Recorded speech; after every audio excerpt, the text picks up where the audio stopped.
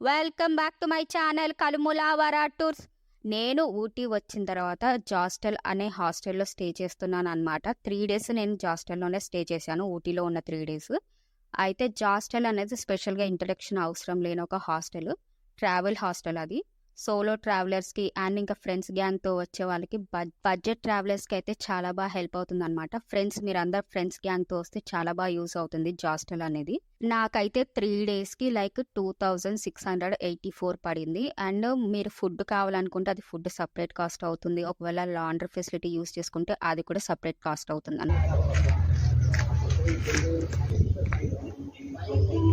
ఇదంతా reception area అనమాట. లోపల రాగానే వ్యూ ఇలా ఉంటుంది. అక్కడ కనిపించేది జెంట్స్ డార్మెటరీ అని కూడా నాకు తెలిసి.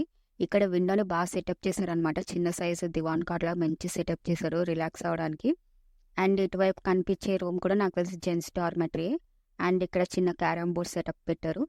ఇటువైపు విండోని కూడా బాగా సెటప్ చేశారనమాట. చెప్పాను కదా, మంచిగా దివాన్ కాట్ లాగా సెటప్ చేశారు. సో లోపలంతా రిసెప్షన్ ఏరియా ఇలా ఉంటుంది అనమాట. ఇది మన రూమ్ అనమాట. కాకపోతే రూమ్ టూర్ ఈ వీడియోలో కాదు, నెక్స్ట్ వీడియోలో వస్తుంది. అండ్ ఇదంతా డైనింగ్ సెక్షన్ అనమాట. ఇక్కడ అంతా మొత్తం కిచెన్ పక్కన పెట్టుకున్నారనమాట, ఈజీగా యాక్సెస్ ఉండాలని. సో ఇక్కడ వాటర్ ప్యూరిఫైయర్ కూడా ఉంది, మనకి మంచి చల్ల వాటర్ వస్తాయి అనమాట. అండ్ అక్కడ కనిపించింది అదే కిచెన్ అనమాట. ఇది పైకి ఫస్ట్ ఫ్లోర్కి వెళ్ళడానికి స్టెప్స్. అండ్ ఇదంతా ఓపెన్ ఏరియా అనమాట. ఇది నాకు తెలిసి అక్కడ జెంట్స్ వాష్రూమ్స్ అనుకుంటా అవన్నీ. ఇక్కడ మనకు ఓపెన్ ఏరియాలో టేబుల్.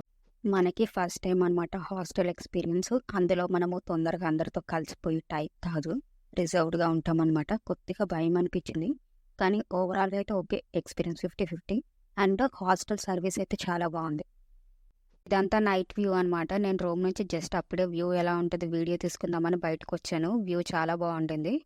అప్పుడే మన వాళ్ళు ఫైర్ క్యాంప్ మొదలెట్టేసినట్టున్నారు. నేను చెప్పాను కదా, మనం కొత్త వాళ్ళతో కలవలేము, అందుకే చలేస్తున్నా కానీ కామ్గా రూమ్కి వెళ్ళి దుప్పటి కప్పుకొని పడుకున్నాను.